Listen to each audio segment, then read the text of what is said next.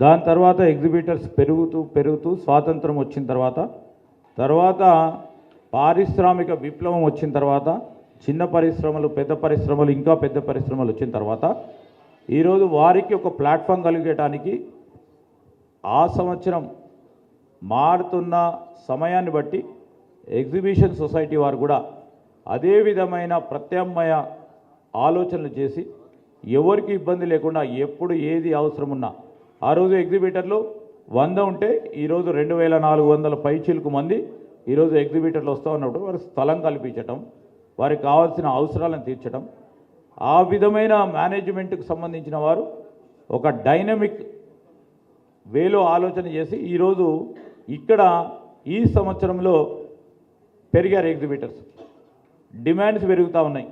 ఉదాహరణకి పూర్తి స్థాయిలో ఒక వెజిటేరియన్ రెస్టారెంట్ కావాలని వారిని కోరిండు గత సంవత్సరం. దానికి కూడా ఆలోచన చేసి ఒక వెజిటేరియన్ రెస్టారెంట్తో పాటు ఎగ్జిబిటర్కి సంబంధించి లేకుంటే ఎగ్జిబిషన్లో పార్టిసిపేట్ చేయడానికి అనేక మంది సామాన్య ప్రజానికానికి అప్పుడున్న అవసరాలను పెట్టే ప్రతి సంవత్సరం మెరుగుపరుస్తూ వస్తూ ఉన్నారు.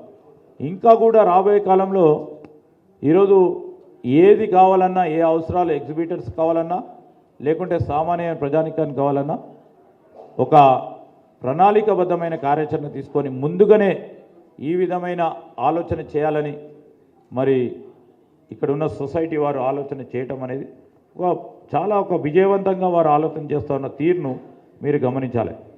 88 దశాబ్దాలు గడిచినప్పటికీ ఎన్నోసార్లు మార్పులు తీసుకొస్తూ ఈ సొసైటీ నిర్వహిస్తూ ఉన్న ఈ నుమాయిష్ ఇక్కడే కాదు. నుమాయిష్ అంటే మొత్తం యావత్ భారతదేశంలోనే ఒక మనకు గర్వకారణంగా నిలిచే విధంగా సొసైటీకి సంబంధించిన వారు అనేక మంది కష్టపడి పనిచేస్తూ ఉన్నారు.